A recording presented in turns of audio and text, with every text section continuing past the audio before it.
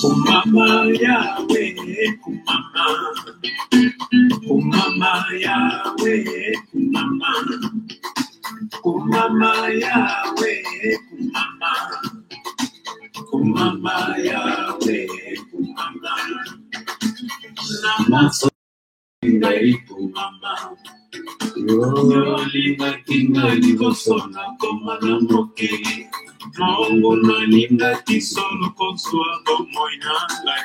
Shalom, maman Peggy. Shalom, shalom. Maman Ninel et toute la famille. Shalom, papa Ange. Shalom, shalom, shalom.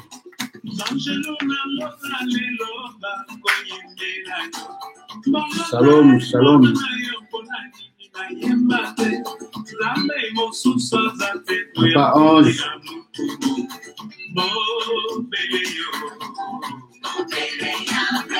Shalom, la sœur Godwin.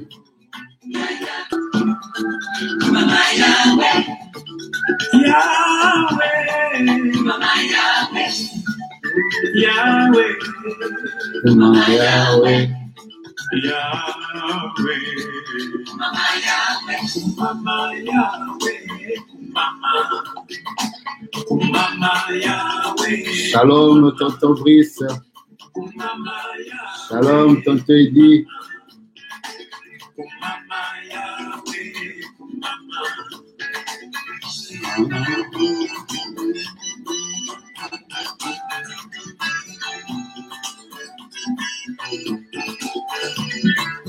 Oshikingai Nansala na yo Pe obongi ngai Nasema papo na yo Solo na yo Ekota nguba Pe ebombe na ngai. Shalom, shalom. Nous sommes en direct sur Facebook et YouTube. Et il y a un relais YouTube sur Facebook. Au cas où il y a un problème sur Facebook, on peut vite rattraper sur ce relais YouTube.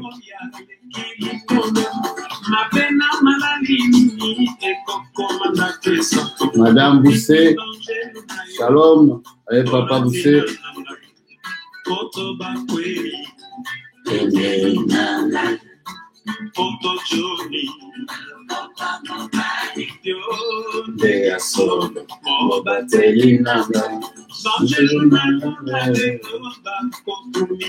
Shalom, papa et maman Kamara. God bless you.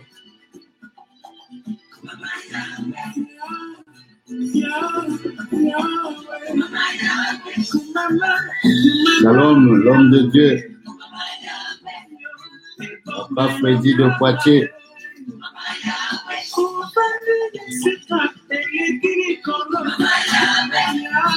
Yahweh, Yahweh. On te dit shalom.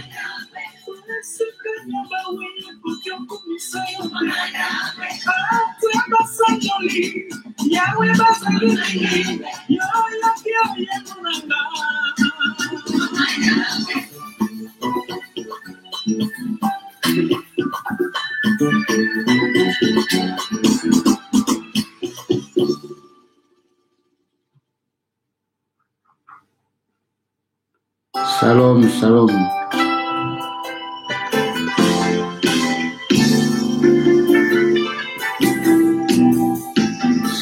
Shalom, maman Nelly,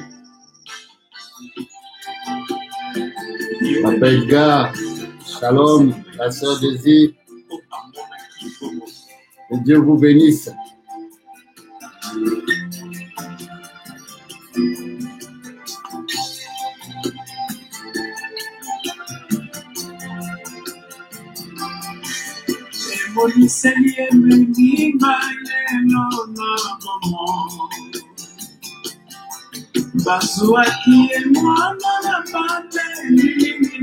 Shalom, Maman Charlotte.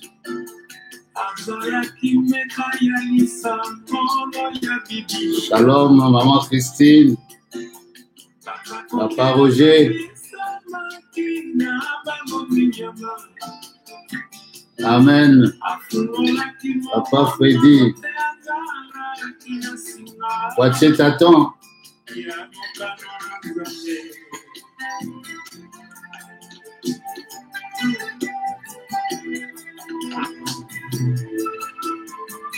Shalom, Maman Andresse. La sœur Cheikh. Que Dieu te bénisse. Ya Terena. Shalom, shalom. God bless you. Mon frère Rodrigue, shalom.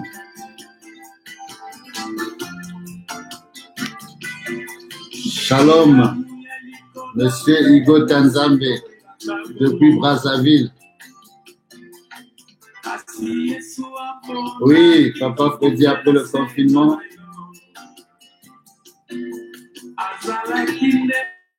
Le siège doit bouger.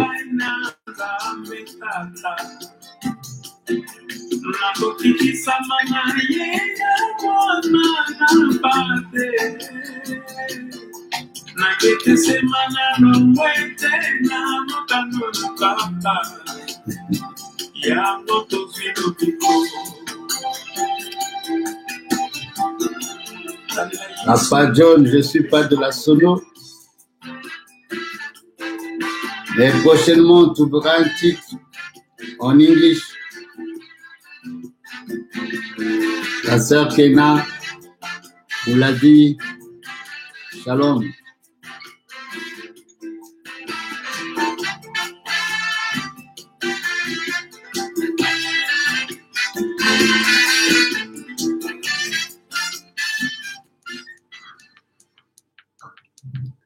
Bien-aimés dans le Seigneur, je vous salue tous dans le nom de Jésus. Nous sommes toujours sur la foi en action.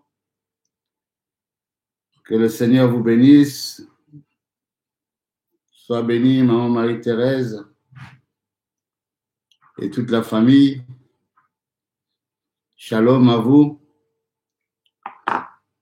Au peuple de Dieu, partout où vous vous trouvez à travers le monde et qui nous suivez. Que le Seigneur vous bénisse, Maman Moïse, que le Seigneur vous bénisse, la sœur Daniela et Maman Christelle, que le Seigneur vous bénisse, le peuple de Dieu de Poitiers. Alors nous allons bientôt déconfiner. Mais ça veut dire qu'il faut toujours prendre les précautions. La distanciation sociale à respecter, les gestes barrières à respecter. Alors pour le peuple de Dieu de Poitiers, vous savez que le confinement était pour nous comme une entrée dans l'arche. Alors pensez aussi à la sortie comme Noé l'a fait, avec une action de grâce. Et la maison de Dieu sera ouverte. Vous allez vous pleurer sur l'autel et vous le déposer. Vous rendez grâce à Dieu qui nous protège et qui nous protégera. Papa Bertin, que le Seigneur vous bénisse. Alors nous allons commencer notre exhortation de ce soir, de cet après-midi. N'oublions pas que c'est pour nous une journée d'adoration, une journée où on reconnaît la grandeur de notre Dieu, lui qui nous a accordé gratuitement le souffle de vie. Alors nous allons l'inviter dans une prière à prendre la direction de ce partage et de ce moment que nous allons passer ensemble. Nous allons inviter notre Seigneur, que Jésus lui-même nous dirige, que Jésus lui-même nous parle. Père de gloire, Père de bonté, nous voulons te rendre grâce en ce dimanche 10 avril, ce jour merveilleux que tu nous as accordé, ce jour où nous allons passer des moments devant toi, où depuis ce matin, on reconnaît ta grandeur dans nos vies. Tu es Dieu, Jésus. Tu es le véritable Dieu. Tu es le Tout-Puissant, Jésus. Tu es le Dieu d'Abraham, d'Isaac et d'Israël. Tu es l'agneau immolé à la croix, le ressuscité du troisième jour. Tu es ce Dieu qui opère dans nos vies des miracles, des signes, des prodiges et des merveilles sans nombre. Tu nous accordes la vie. Tu nous accordes la santé. Ô Jésus, sois glorifié et sois remercié. Père, nous voulons passer ces moments autour de ta parole. Toi qui fortifies notre foi par ta parole. Tu as dit la foi vient de ce qu'on entend et ce qu'on entend vient de la parole de Dieu. Tu as dit là où 2 ou 3 sont assemblés en ton nom, tu es parmi eux. Merci pour ta présence au milieu de nous. Merci parce que tu vas nous parler. Merci parce que tu vas nous instruire. Merci parce que tu vas agir dans nos vies. Car sans toi, nous ne sommes rien. Sans toi, nous ne connaissons rien. Nous voulons nous soumettre à toi. Nous ramenons toutes nos pensées captives à ton obéissance. Laisse que ton règne vienne au milieu de chaque vie, au milieu de la vie de mon frère, de ma sœur, dans sa maison. Et laisse que ta volonté soit faite dans nos vies. Merci Seigneur Dieu d'Abraham. Laisse qu'au Père, que toi-même tu nous parles. Que je m'humilie et que toi tu sois élevé. Je me rabaisse Seigneur afin que tu nous parles. Père, nous ne connaissons rien de cette parole, mais c'est toi la parole. Utilise ma bouche, ô Dieu, comme un simple canal, ô Dieu, pour parler à ton peuple. Laisse que ces moments soient pour ta seule gloire. Merci Seigneur Jésus-Christ pour ta présence. Merci pour ton règne au-dessus des dominations, au-dessus des principautés, au-dessus des pouvoirs des ténèbres. Merci pour ton règne, ô Dieu, car c'est toi qui domines. Tu es le Dieu au-dessus de tout. Merci pour ces moments. Dans le nom de Jésus, nous disons Amen, Amen. Je vous salue tous dans le nom de Jésus-Christ. Je vous salue tous ceux qui sont en Afrique du Sud, aux États-Unis, en Europe, ceux qui sont en France. Que le Seigneur vous bénisse. Nous vous aimons dans le nom de Jésus. Nous saluons Madame et Monsieur Mbondo, la sœur Princia, la sœur Déborah au Cana, la sœur Déborah. Que le Seigneur vous bénisse, la sœur Cora. Alors nous sommes sur la foi en action et nous allons lire dans 1 Roi 17, le livre de 1 Roi au chapitre 17, à partir du verset 8. La Bible dit ceci, et je vais lire jusqu'au verset 11. Alors la parole de l'Éternel lui fut adressée en ces mots. 1 Roi 17, 8 à 11. 1 Roi 17, 8 à 11. La parole de l'Éternel lui fut adressée en ces mots. Lève-toi, va à Sarepta, qui appartient à Sidon, et demeure là. Voici, j'ai ordonné à une femme veuve de te nourrir. Il se leva et y alla à Sarepta. Comme il arrivait à l'entrée de la ville, voici, il y avait là une femme veuve qui ramassait du bois. Il l'appela et dit, va me chercher. Je te prie un peu d'eau dans un vase afin que je boive. Et elle alla en chercher. Il l'appela de nouveau et dit, apporte-moi, je te prie, un morceau de pain dans ta main, la parole de l'Éternel. Il s'agit là bien de l'histoire d'Élie. Une histoire qui commence avec le règne d'Akab. Akab qui avait désobéi à Dieu, et la Bible dit qu'il avait fait tellement de mal, plus que ses prédécesseurs. Non seulement cela, Akab s'est marié à Jézabel. Jézabel, fils d'Étabal, roi des Sidoniens. Et Akab, avec ce mariage avec Jézabel, a construit un autel de Baal dans la Samarie. Et non seulement il a construit l'autel de Baal dans la Samarie, mais il a poussé les gens à adorer les Astartés, les dieux de Baal. Il a mis des idoles d'Astarté. Et lorsque Élie a vu cela, la Bible dit, si je reviens au verset 1, et Élie le Tishbite, l'un des habitants de Galade, dit à Akab, l'Éternel est vivant, le Dieu d'Israël dont je suis le serviteur. Il n'y aura ces années ni rosée ni pluie, sinon à ma parole.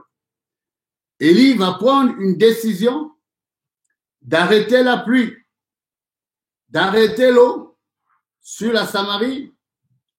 Sinon, le jour où lui, il va décider que l'eau revienne, que la pluie revienne. Donc, Élie lance déjà un défi à Akab et Jézabel pour leur montrer déjà que vous amenez un Dieu sur les terres de Samarie, là où il y a déjà un Dieu tout-puissant, pour que vous puissiez voir que Dieu est de mon côté. Eh ben, il n'y aura pas de pluie ni de rosée cette année.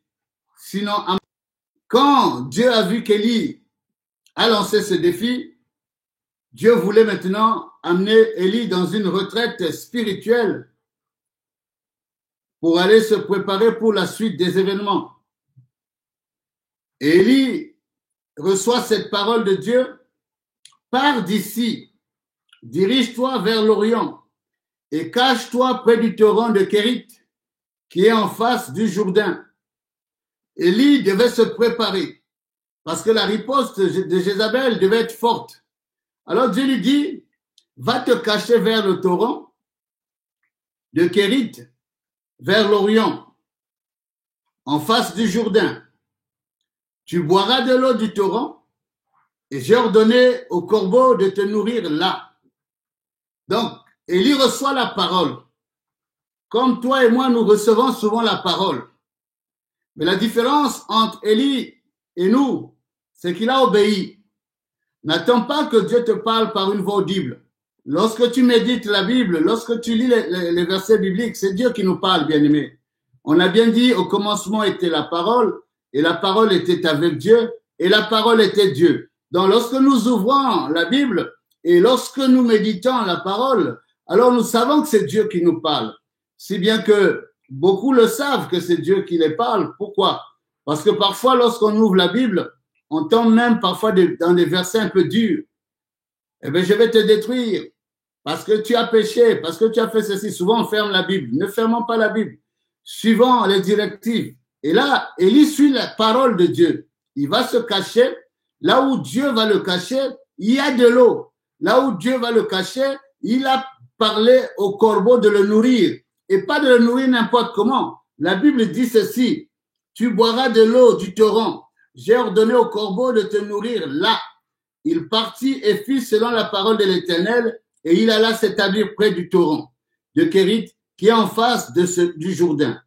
Les corbeaux lui apportaient du pain et de la viande le matin et du pain et de la viande le soir. C'était bien réglé. Les corbeaux avaient pour mission de le nourrir le matin, de le nourrir le soir. Les corbeaux écoutaient la voix de Dieu. Les corbeaux entendaient la voix de Dieu et ils obéissaient aux ordres de Dieu. Mais nous écoutons la voix de Dieu, mais nous n'obéissons pas. Les corbeaux accomplissaient leur mission comme ils devaient le faire pour nourrir Élie, pour prendre soin d'Élie. Le matin, il y avait un repas. Le soir, il y avait un repas. Et la Bible dit, au bout d'un certain temps, le torrent fut à sec. C'est des étapes de la vie qu'on est en train de décrire là.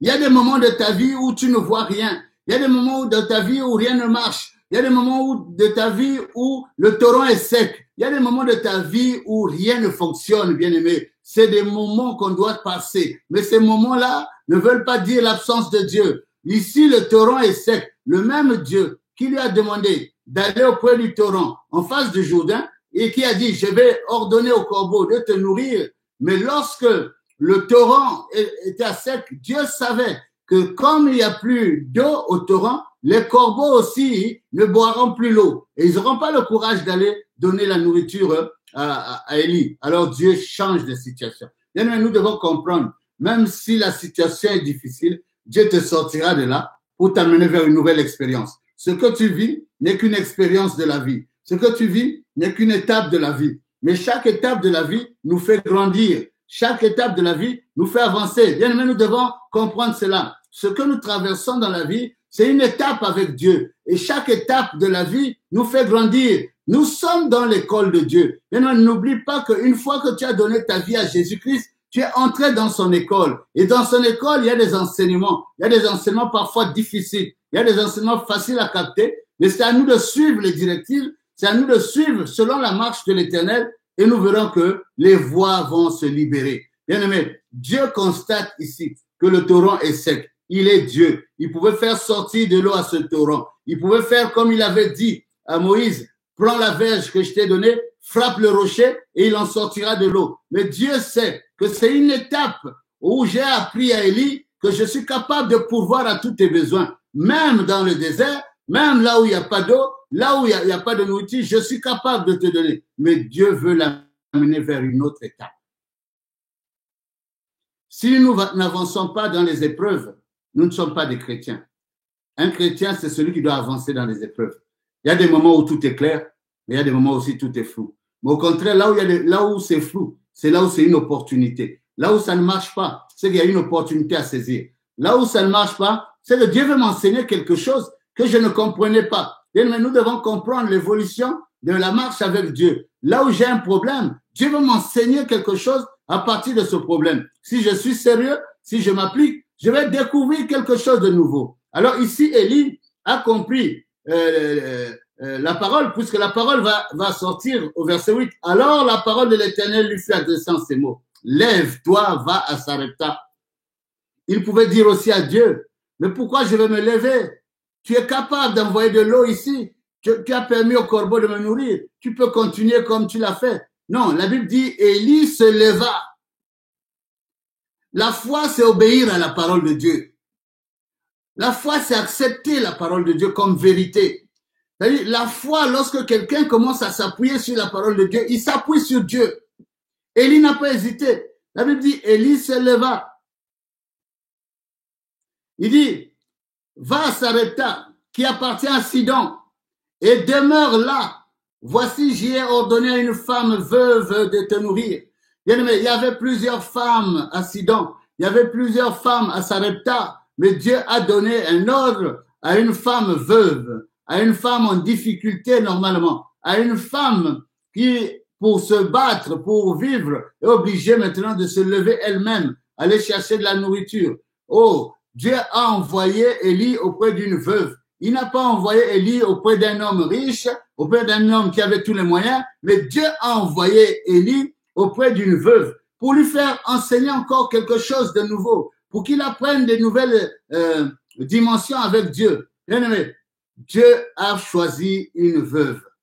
Mais cette veuve ne sait même pas que Dieu lui a donné un ordre de nourrir son serviteur. Ce que je vais te dire ce soir, c'est que la grandeur de Dieu, c'est qu'il est capable d'attirer quelqu'un sans que la personne sache pourquoi il est en train de sortir. Or, il vient pour te bénir. Il vient pour t'apporter un plus. Mais devant une situation, tu vas voir quelqu'un qui sort de nulle part et qui vient t'aider. Mais c'est Dieu qui l'a ordonné. Mais lui ne sait même pas qu'il a une mission de venir t'aider. Bien aimé, nous devons comprendre cela. Nous devons comprendre qu'il y a des choses pour lesquelles, si nous nous abandonnons entre les mains de Dieu, l'école de Dieu va nous enseigner tout.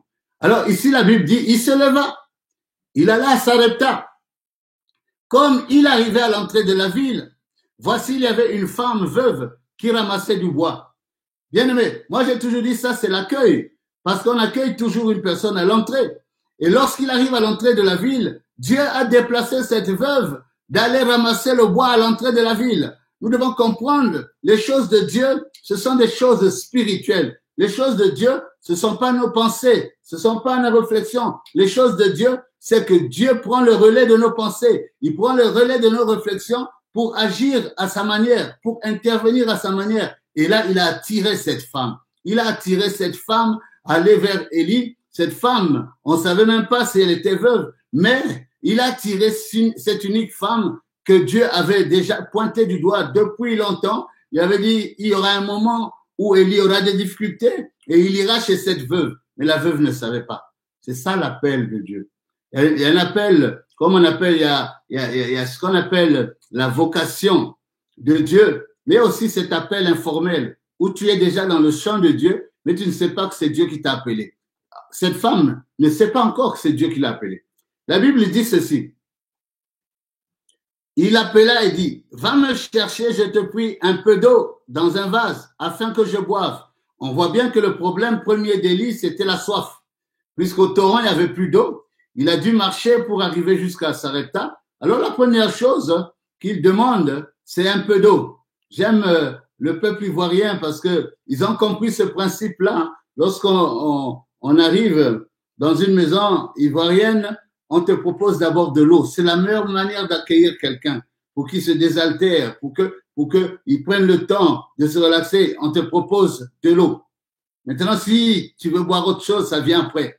Ça, c'est quelque chose que j'ai découvert à Abidjan et ça m'a marqué, ça m'a touché. Vraiment, c'est un modèle, bien aimé. Et là, il demande de l'eau. Mais à Abidjan, tu ne demandes pas, on te propose de l'eau.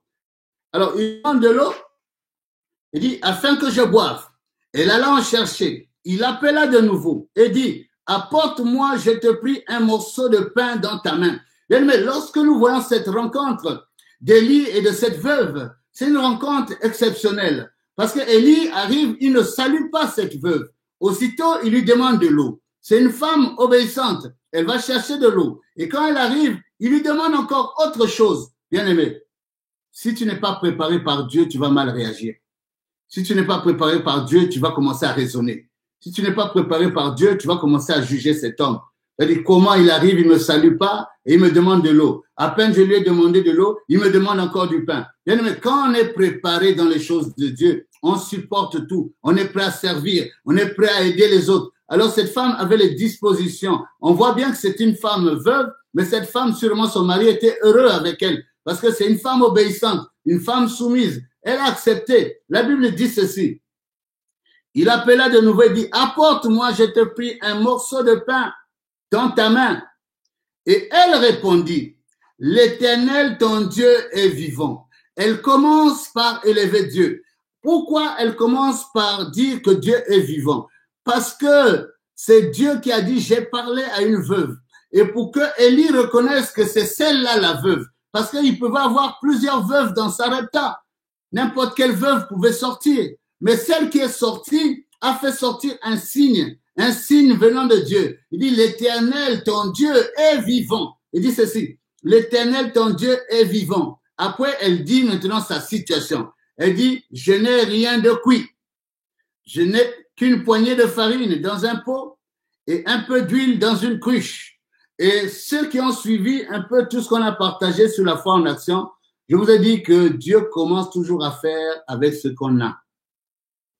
Si tu n'as rien, il est difficile que Dieu agisse avec toi. Il dit même, le peu que tu as, il peut t'enlever. Nous devons comprendre que Dieu, pour agir, il a besoin de notre participation. Il a besoin de notre apport. Là, elle voit qu'elle a un peu, mais elle ne sait pas que c'est ce que Dieu cherche. Souvenez-vous des 5 poissons et des 2 pains. Bien-aimés, Dieu attend toujours qu'il y ait quelque chose. C'est pourquoi, avant-hier ou hier, je vous ai dit quoi? Je vous ai dit, quelqu'un qui n'a pas de but clairement défini, cette personne ne peut pas réussir dans la vie.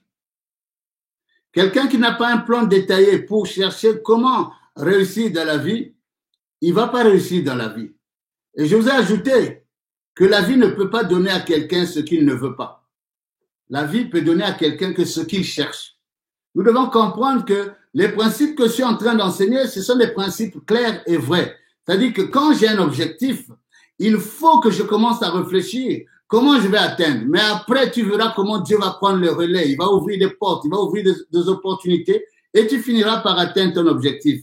J'ai toujours dit, quand tu veux te marier, même si tu n'as pas encore de mari ou de femme, mais toi déjà, fais-toi un but clairement défini qu'il faut que tu te maries. Et j'aime quand on fait ces choses-là, qu'on le parle au présent. il faut que je me marie. Maintenant, puisque tu veux te marier, comme c'est un objectif clairement défini, il faut que tu te maries. Alors, à partir de là, commence à imaginer comment sera ton mariage, combien d'invités tu auras besoin, qu'est-ce qu'il te fera pour ton mariage, quel type d'homme il y aura pour ton mariage, et commence à déjà voir que tu vas l'avoir et que ça va se réaliser. Parce que tu as un objectif clairement défini, c'est celui de se marier, mais tu as aussi un plan, celui de voir comment sera ton mariage. C'est la possibilité que Dieu donne à l'homme d'établir un peu ce qu'il peut, ce qu'il veut voir se réaliser, tout en sachant que entre ce que je dis et la réalisation, il se passe des choses au milieu. Et ces choses qui se passent au milieu appartiennent au divin, appartiennent au Dieu Tout-Puissant, appartiennent à celui qui contrôle la vie de l'être humain.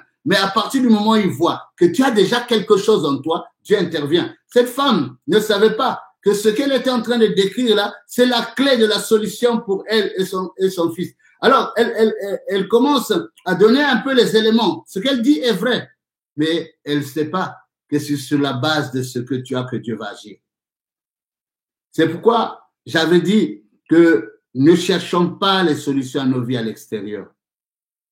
Si tu cherches les solutions à ta vie à l'extérieur, tu finiras par copier les autres. Comme l'autre a fait ça, moi aussi je ferai ça. Ne cherche jamais les solutions à tes problèmes à l'extérieur. Mais cherche les solutions à tes problèmes à l'intérieur de toi. Tu verras, une idée va arriver. Une pensée va arriver. Mais toi, tu crois que ça vient de toi. Mais en fait, c'est Dieu qui a vu que tu t'es tourné maintenant en regardant d'abord à toi, à ce que tu as, et Dieu va te donner une idée qui va tout changer, qui va tout déclencher. Ne cherche jamais les solutions à ton problème à l'extérieur. Si tu vas chercher les solutions à ton problème à l'extérieur, bien aimé, tu auras des problèmes parce que tu vas imiter les gens. Là où les gens vont échouer, tu risques d'échouer aussi parce que tu ne connais pas pourquoi ils ont fait ces choses-là. Or, si tu cherches au fond de toi, tu amèneras quelque chose que personne n'a fait. Tu amèneras quelque chose qui va tout changer. Cette femme avait quelque chose. Elle pouvait aussi dire, je n'ai rien. Mais elle a dit non. Devant Dieu, je vais te dire la réalité de ma maison. Elle dit ceci, l'Éternel ton Dieu est vivant. Je n'ai rien de cuit. Je n'ai qu'une poignée de farine dans un pot et un peu d'huile dans une cruche. Et voici, je ramasse 2 morceaux de bois. Puis je rentrerai et je préparerai cela pour moi et pour mon fils. Nous mangerons, après quoi nous mourrons.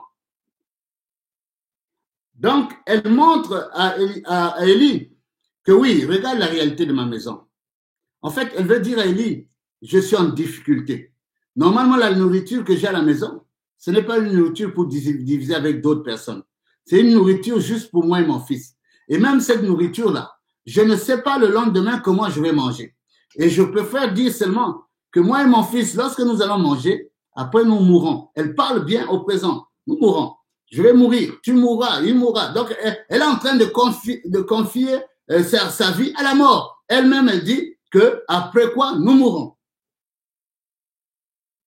Bien-aimé, attention aux paroles que tu sors. Les paroles que nous sortons peuvent nous condamner. Les paroles que nous sortons peuvent nous libérer. C'est à toi de faire le choix. Si tu fais le choix des paroles bénéfiques, des paroles qui changent des vies, des paroles qui vont amener ta destinée à grandir, tu verras que cela va se réaliser. Parce que la parole est une sémence. La parole qui a mené Jésus dans le ventre de Marie n'était qu'une sémence. La parole était protégée par le Saint-Esprit. Oui, le Saint-Esprit surviendra sur toi et l'homme du Tout-Puissant, le Tout-Puissant te couvrira de son ombre. Donc la parole, c'est une sémence et l'Esprit est vie. C'est pourquoi nous, enfants de Dieu, faut toujours dire des choses positives. Et moi, j'ai toujours dit, mieux vaut déclarer au présent. Je suis riche. Je suis béni. J'ai un travail. Je me marie. Faut dire les choses au présent parce que ces paroles sont des sémences. Et les paroles, lorsqu'elles sortent, elles doivent accomplir leurs effets. Et une parole comme celle que tu vas sortir sur ta bénédiction, sur ta vie, sur ton mariage, cette parole est lancée. Et c'est cette parole qui crée l'équivalent physique du problème que tu vis. C'est-à-dire, il crée la solution à ton problème, cette parole que tu as sortie. Écoutez la réponse maintenant d'Élie. La Bible dit ceci. Élie lui dit, ne crains point, rentre, fais comme tu as dit. Seulement, pourquoi il dit, fais comme tu as dit, donc va préparer. Mais seulement, il ajoute, seulement, prépare-moi d'abord avec cela un petit gâteau. Prépare-moi d'abord avec cela un petit gâteau. C'est-à-dire, dans tout ce que nous faisons, bien-aimés, voyons d'abord la part de Dieu en premier. Beaucoup d'enfants de Dieu ne comprennent pas. Ils ne donnent jamais la part de Dieu en premier. C'est pourquoi les prémices, les dîmes, c'est des choses qu'on doit donner en premier. Pourquoi on doit donner en premier? C'est parce que c'est une reconnaissance en disant c'est d'abord Dieu et moi je viens après.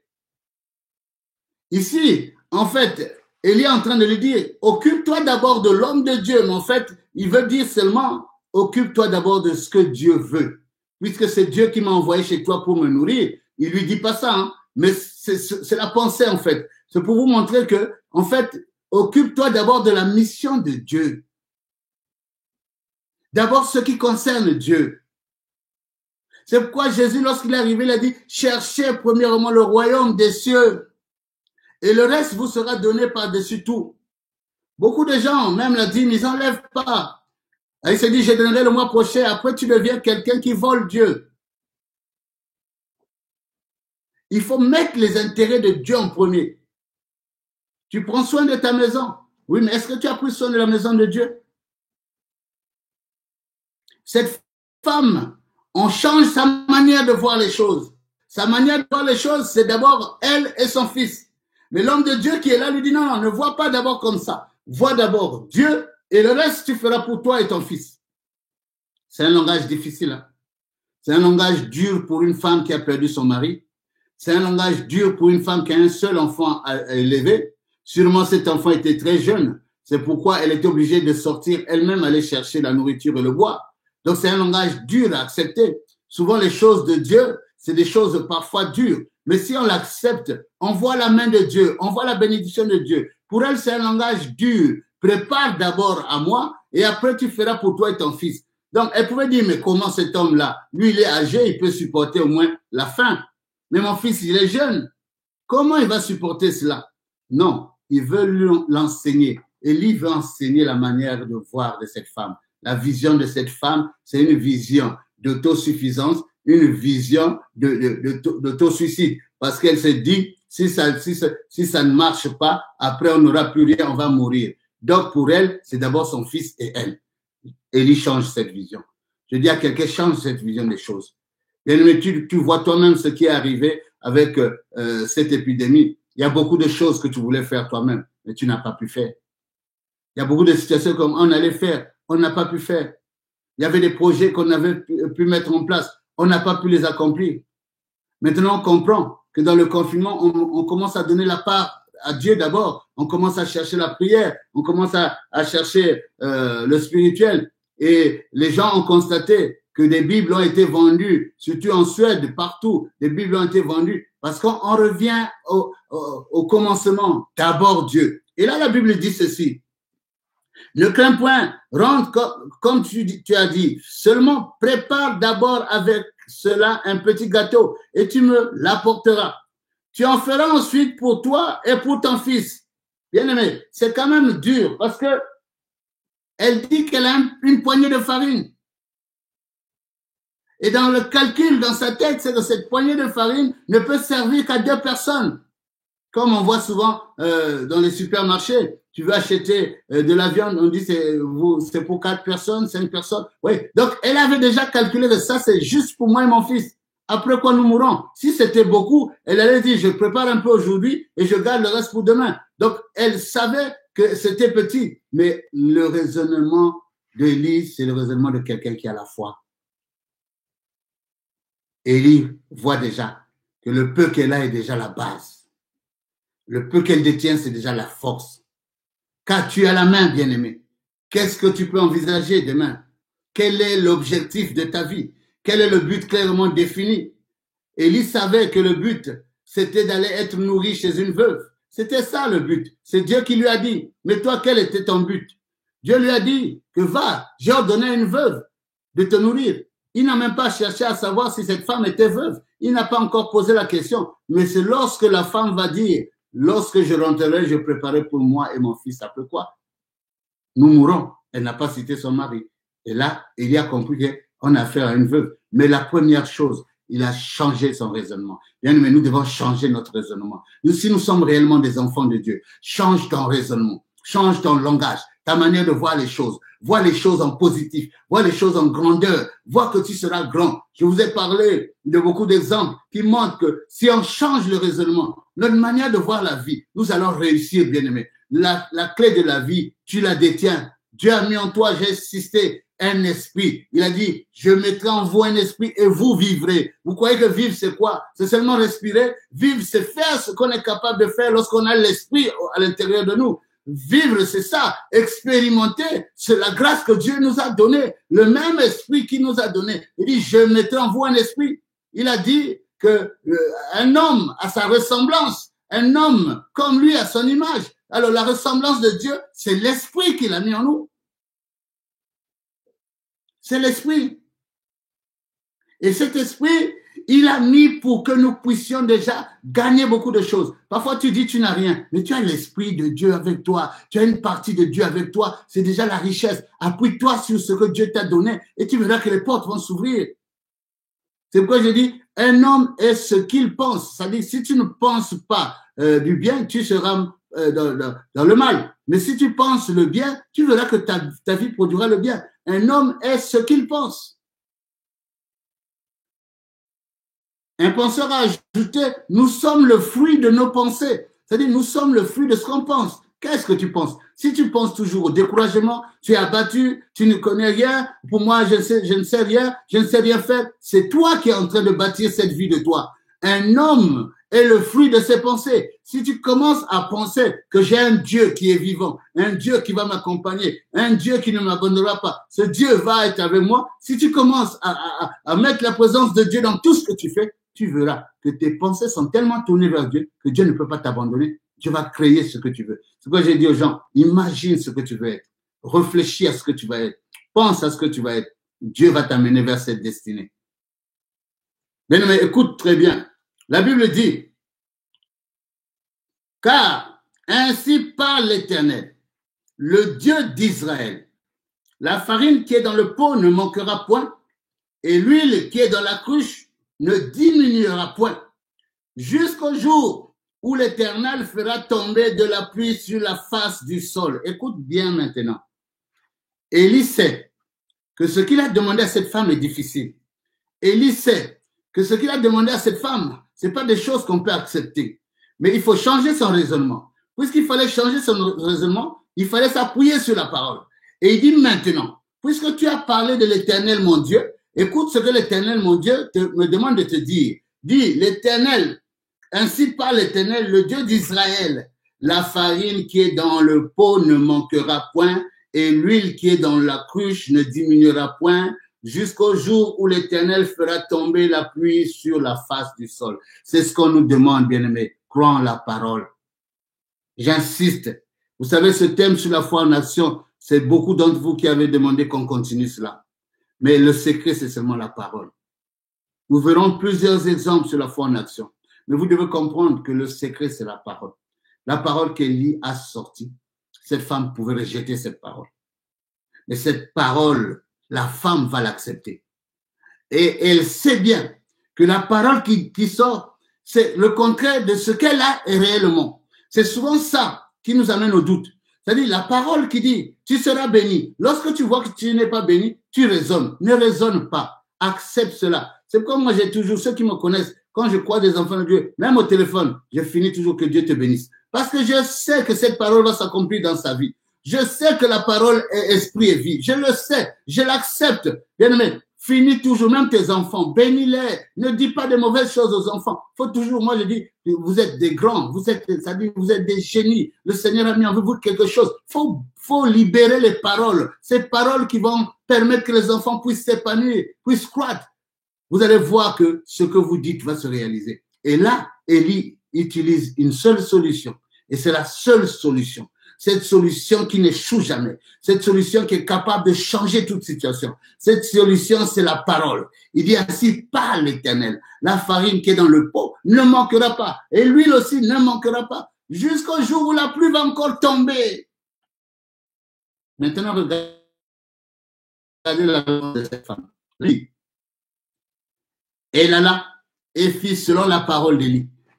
C'est-à-dire son raisonnement a changé. C'est ce que je suis en train de te dire, bien-aimé. Notre raisonnement doit changer. Nous devons voir où on a Dieu, où on n'a pas Dieu. Si tu as Dieu, mets ta confiance en Dieu. Si tu as Dieu, ne vois pas le problème, mais vois la solution. Si tu as Dieu, ne vois pas la situation, mais vois la solution. Si tu as Dieu, ne vois pas la maladie, mais vois déjà ta guérison. Si tu as Dieu, vois le contraire de la situation. Parce que c'est ça Dieu. Dieu permet une situation pour qu'il tire sa gloire. Dieu permet une situation pour que l'homme apprenne. Dieu permet une situation pour que l'homme avance. Nous devons comprendre cela. C'est pourquoi, moi, la motivation, toutes ces choses, je les ai compris autour de la parole de Dieu. Parce que j'ai compris que si nous nous confions à la parole de Dieu, nous allons voir sa gloire. Nous allons voir la puissance de Dieu. Nous allons voir la grandeur de Dieu. Mais nous doutons de la parole de Dieu et c'est ça le problème. Cette femme a accepté la parole.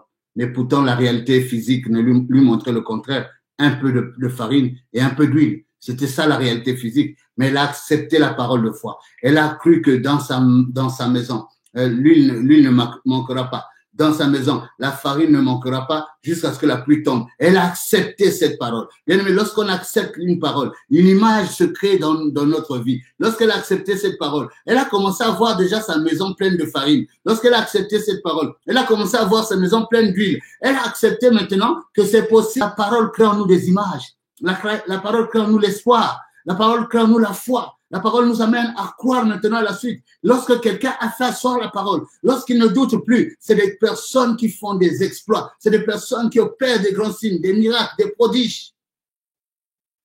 Vous savez, un jour, j'étais encore très jeune dans le Seigneur. Je m'étais retiré en prière. Pour ceux qui sont à Brazza, ils savaient qu'au ministère, à l'époque, on avait un centre à Madibou. Je m'étais retiré en prière.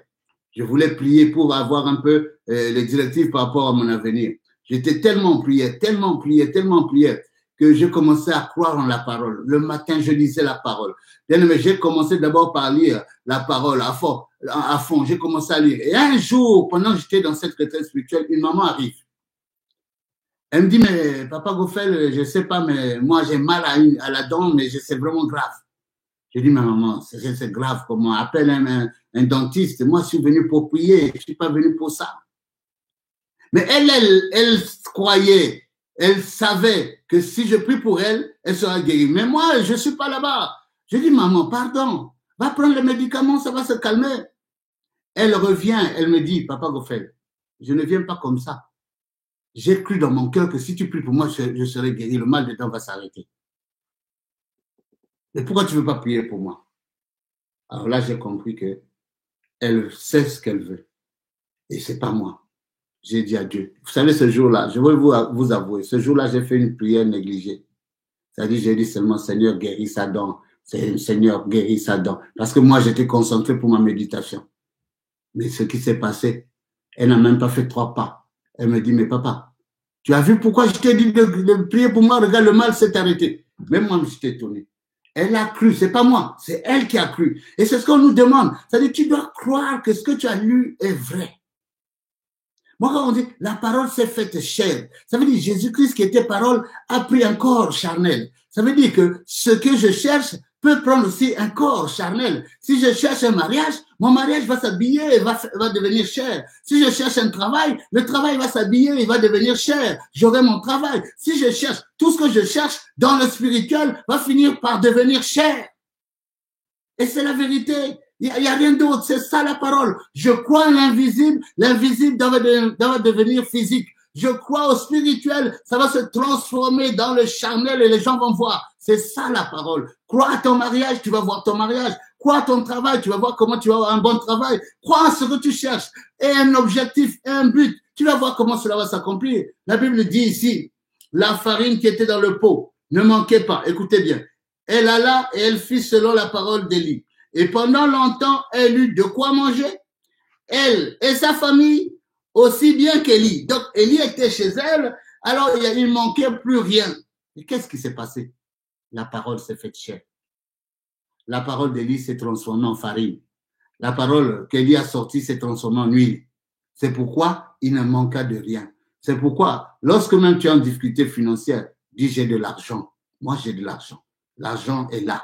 J'aurai de l'argent et je l'ai déjà. Bien-aimé, tout ce que tu dis va s'accomplir. Mais ne le dis pas au bout des lèvres. Dis-le au fond du cœur en disant, je crois que j'ai de l'argent. Je crois qu'une situation va se créer pour que je sorte de cette situation. Je crois qu'une situation va se créer pour que je retrouve un mari, pour que je retrouve une femme, pour que je retrouve des enfants. Je crois dans mon cœur. Et quand tu as cette conviction, c'est ça qui change tout. Écoutez maintenant. La Bible dit, la farine qui était dans le pot ne manquait pas, et l'huile qui était dans la cruche ne diminua point, selon la parole que l'Éternel avait prononcée par Élie.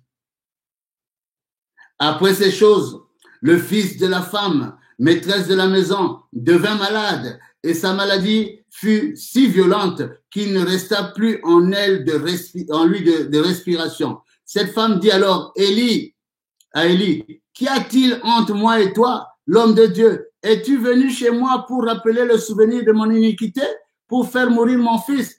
Or, elle ne savait pas que la parole qu'elle avait sortie était déjà partie. Elle avait dit, après quoi nous mourrons. Cette parole est sortie et la parole a commencé par le fils. Elle dit, moi et mon fils, nous mourrons. Alors le fils a commencé et le fils est mort. Donc, elle ne se rend plus compte qu'elle avait sorti une parole. C'est pourquoi j'insiste. La foi vient de ce qu'on entend. Ce qu'on entend vient de la parole de Dieu. Si tu entends des choses qui vont tuer ta foi, eh bien, ce serait une mauvaise foi. Et cette foi n'aura aucun effet. Mais si tu entends des choses de valeur, des choses qui t'amènent à croire en Dieu, en l'existence de Dieu, des choses qui t'amènent à la crainte de Dieu, des choses qui t'amènent à rechercher en permanence la présence de Dieu, des choses qui t'amènent à connaître la réussite avec ce Dieu, des choses qui t'amènent à croire que tu peux être élevé dans ton entreprise, des choses qui t'amènent à croire que tu peux devenir un grand homme d'affaires, des choses qui t'amènent. Vous savez, il y a des gens qui ont la foi. Il y a un homme d'affaires nigérien. Cet homme d'affaires nigérien voyageait. Il allait aux États-Unis. Et cet homme d'affaires, un jour, avait pris son billet et il arrivait pour voyager et il a constaté qu'il y avait Osborne qui voyageait, mais il n'y avait plus de place dans l'avion. Alors, cet homme a dit à Osborne, mais moi je laisse ma place, vous poussez voyager. Et l'homme de Dieu qui avait accompagné Tony Osborne, à savoir le serviteur de Dieu, Idaoussa, a béni ce garçon. Il a dit, tu ne manqueras de rien. Tu seras l'homme le plus riche. Tu auras beaucoup d'argent. Et ce jour-là, il a accepté cette parole et cet homme est devenu ce qu'il avait écouté, sorti de la bouche de l'homme de Dieu. La parole, c'est la vie. Bien-aimé, si je te dis quelque chose, c'est de méditer Jean 1. Médite-le, relis ça et tu te dis, mais Jésus qui était parole est devenu chair. C'est le processus de la création. L'homme qui était dans la pensée de Dieu est devenu chair. C'est le processus de la création. Moi, j'appelle ça le secret de la créativité. C'est-à-dire que si je crois en mes paroles, ces paroles vont se transformer en chair. Quand je dis chair, c'est toute forme physique. Ça peut être, tu penses à une voiture, la voiture va devenir chair, parce que tu vas toucher le physique, le métal, tu vas le toucher. Mais le secret est là. La parole qu'elle a sortie commençait à agir dans sa propre vie. L'homme de Dieu était bien dans cette maison, mais la mort est arrivée. Maintenant, nous devons comprendre, servir Dieu. Beaucoup de gens négligent les hommes de Dieu. Mais l'homme de Dieu, c'est une grâce d'avoir quelqu'un qui peut enseigner, qui peut te transmettre des valeurs. C'est une grâce. Elle avait Élie dans sa maison. Mais écoutez ce qui se passe. Elle dit, cette femme dit alors Élie, qu'y a-t-il entre moi et toi? Homme de Dieu, es-tu venu chez moi pour rappeler le souvenir de mon iniquité et pour faire mourir mon fils? Il lui répondit, donne-moi ton fils. Et il le prit du sein de la femme, le monta dans la chambre haute où il demeurait et le coucha sur son lit. Puis il invoqua l'Éternel et dit, Éternel mon Dieu, est-ce que tu affligerais au point de faire mourir son fils, même à cette veuve chez qui j'ai été reçu comme un hôte? Lorsqu'un homme de Dieu rappelle la parole auprès du Seigneur, le Seigneur agit. Il lui a dit la vérité. C'est toi qui m'as envoyé chez cette veuve. C'est toi qui as dit qu'elle allait me nourrir. Mais elle m'a bien nourri. Elle m'a pris comme son hôte. Elle m'a mis une chambre haute dans sa maison. Et tu vas l'affliger, même chez cette femme qui m'a reçu, qui m'a tout donné. Voilà la prière d'Élie. Ce n'était pas une prière compliquée. Il a seulement rappelé. Mais en rappelant, qu'est-ce qu'il fait?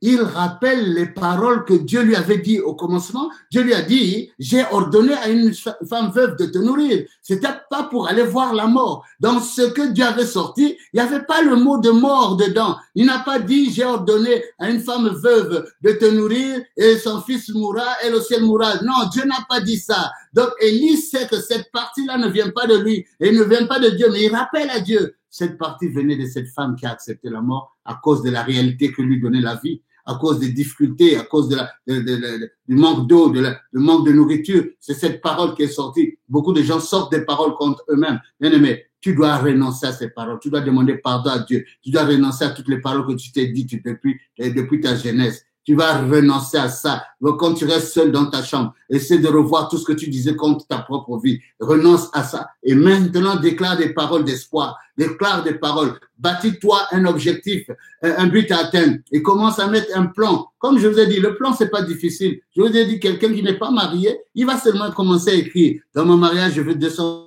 personnes. Dans mon mariage, il faut que le pasteur vienne à tel. Dans mon mariage, mets tout, et commence à prier. Dis, voici mon mariage, Seigneur. J'ai déjà déclaré les détails de mon mariage. Le reste t'appartient. Tu as déjà fait un plan, tu as un objectif sur le mariage, eh bien, il va venir. Voilà l'importance de l'homme de Dieu. Il sait que dans la parole qu'il a reçue, il n'y a pas d'esprit de mort. Dieu n'a pas parlé de la mort. Dieu a parlé qu'il y a une veuve. Mais il n'a pas dit que la veuve mourra ou son fils mourra. Dieu a dit, j'ai ordonné à une veuve de te nourrir. Et lui, il est parti rappeler. Les paroles sont claires. Il dit, puis il invoqua l'Éternel et dit, Éternel, mon Dieu, est-ce que tu affligerais au point de faire mourir son fils? Même cette veuve chez qui j'ai été reçu comme un hôte. Écoutez maintenant. La Bible dit, c'est pas Dieu qui répond, mais c'est Élie qui reçoit. La Bible dit ceci.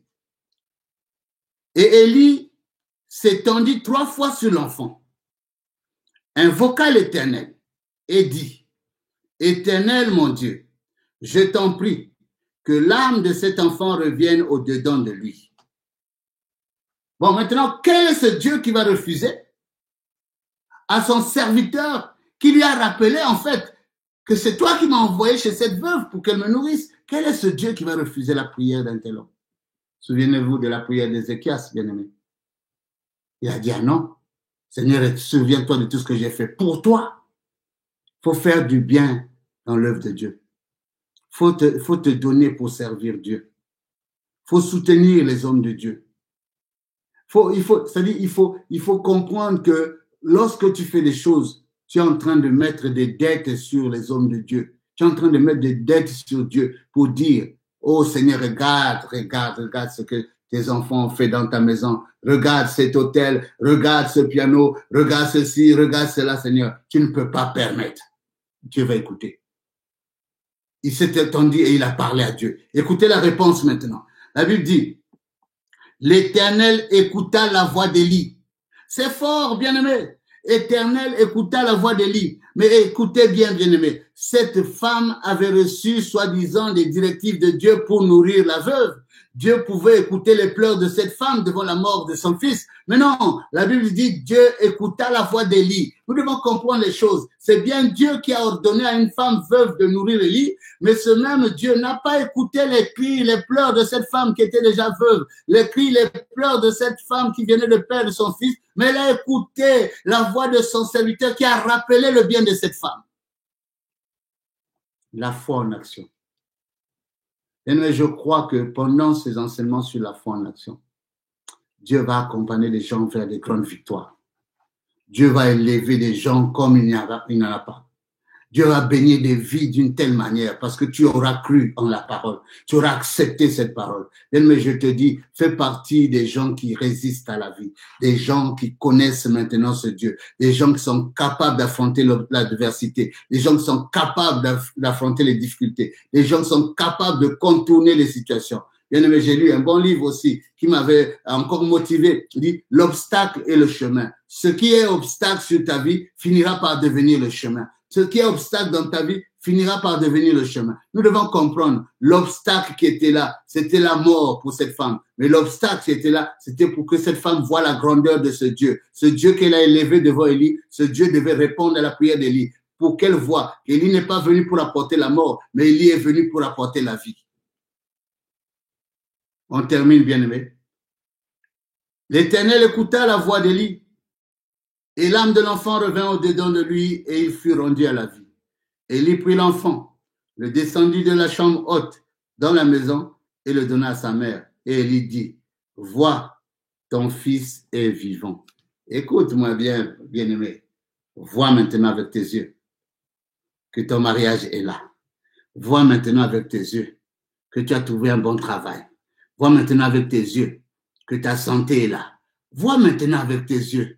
Parce que ce qui change l'homme, c'est lorsqu'il voit la réalité. Maintenant, moi, je te dis déjà que tu verras la réalité de tes pensées, la réalité de tes projets, la réalité de ton but clairement défini. Tu verras la réalité. Oh, après ce déconfinement, bien-aimé, moi, je déclare et je prophétise sur ta vie. Les portes que tu trouvais comme étant difficiles vont s'ouvrir d'elles-mêmes. Aucun effort viendra de ta part. Tu verras seulement que la vision que tu as de ta vie va commencer à suivre la destinée. N'oubliez pas, bien-aimé, que c'est la parole qui amène à la vie. C'est la parole qui amène au succès. C'est la parole qui amène à la guérison. C'est la parole qui amène à la délivrance. C'est la parole, bien-aimé. La parole, c'est la force. La parole, c'est la sémence. Et la parole, elle finit par devenir chair.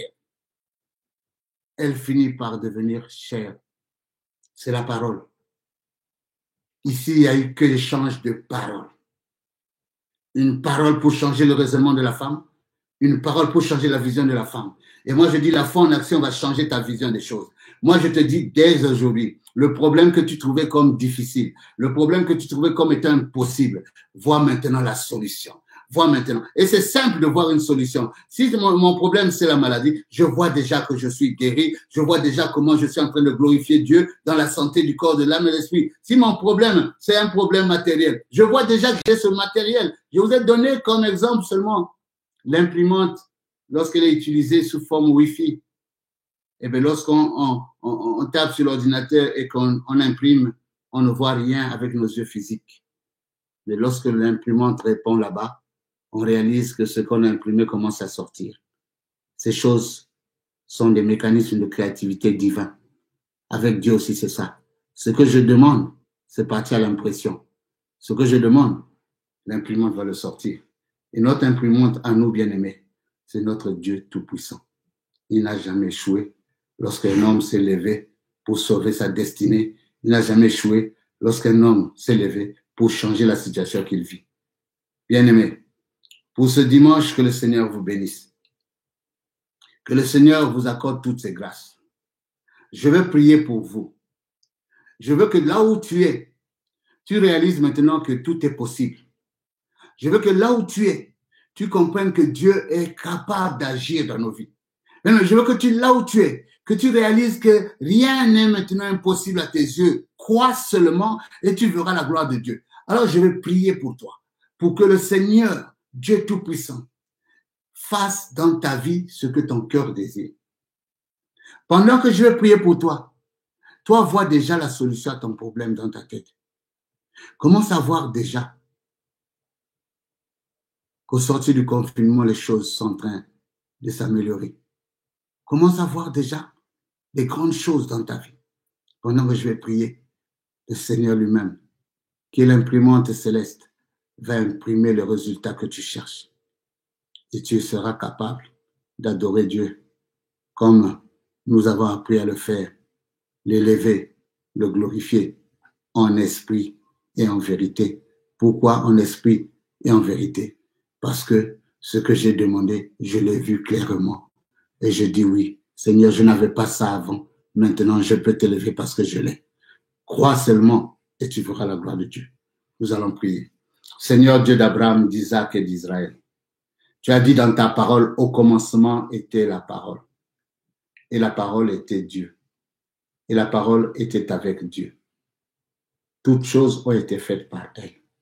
Nous nous attachons à cette phrase. Toutes choses ont été faites par elle. La parole que nous venons d'écouter, nous avons vu que tu es capable de multiplier. Dans la parole que nous avons écoutée, nous avons vu que tu es capable de redonner la vie. Alors multiplie dans la vie de mon frère et de ma sœur. Multiplie dans la vie de ses enfants. Multiplie dans ses projets. Multiplie dans ses affaires. Donne la vie là où il y avait la mort. Donne la vie dans son mariage. Donne la vie dans ses affaires. Donne la vie dans son travail. Donne la vie dans ses projets. Donne la vie parce que dans cette parole, oh Dieu, Élisée a vu la multiplication de la farine. Il a vu la multiplication de l'huile. Dans cette parole, Élisée a vu comment la vie revient dans un corps. Dieu d'Abraham, Dieu tout-puissant. Quel que soit là où il y avait la maladie, donne la vie là où il y avait la maladie. Là où il y avait les problèmes, donne la solution sous forme de vie. Seigneur Dieu d'Abraham, tu n'as point changé. Et tu as dit ce jour-là, oh, dans la bouche de Jean, et la parole s'est faite chair. Que cette parole que nous avons écoutée se fasse chair dans la vie de mon frère, se fasse chair dans ses projets, se fasse chair dans sa santé, se fasse chair dans ses affaires, se fasse chair dans sa maison, dans la vie de son mari, dans la vie de son épouse. Oh Dieu d'Abraham, Dieu d'Isaac et d'Israël, le Tout-Puissant de Jacob, ta parole est sortie et qu'elle accomplisse ses desseins. Et cela dans le nom de Jésus-Christ, nous disons Amen. Bien-aimés, que le Seigneur vous bénisse. On va continuer avec la foi en action. Demain, 21h30. Invitez les gens, partagez. Beaucoup de gens ont besoin de la parole pour que leur manière de penser change. Invitez les gens bien-aimés, partagez et connectez les gens, amenez les gens même sur ma chaîne YouTube qu'ils voient un peu que cette parole est vérité et cette parole va s'accomplir également dans leur vie. Bon dimanche à tous. Et bonne semaine de déconfinement. Notre programme va continuer jusqu'à la fin du mois, comme on a prévu. Et donc, je signalais à tous ceux qui sont à Poitiers que s'ils veulent faire un tour à la salle, alors il faut que ça soit par appel. Vous m'appelez d'abord pour qu'on sache à quel moment on peut vous recevoir, ouvrir la salle, que vous puissiez adorer Dieu ou vous recueillir, remettre à Dieu l'action de grâce que j'ai dit, cette action de grâce pour la sortie de ce confinement, comme si on était sorti de l'arche de Noé. Et Noé a fait quelque chose de grand. Et Dieu a senti cette bonne odeur. Alors tous ceux qui sont à Poitiers, n'hésitez pas d'appeler, même si tu n'es pas de Poitiers, hein, si tu veux soutenir l'œuvre de Dieu à Poitiers, tu seras la bienvenue. Que le Seigneur vous bénisse, que le Seigneur vous garde, que le Seigneur se souvienne de vous. Et je crois que l'imprimante est en train de travailler. Bientôt, tu auras la sortie de la solution que tu attends. Bien des choses autour de vous. Nous vous aimons au nom de Jésus-Christ. Que le Seigneur vous bénisse.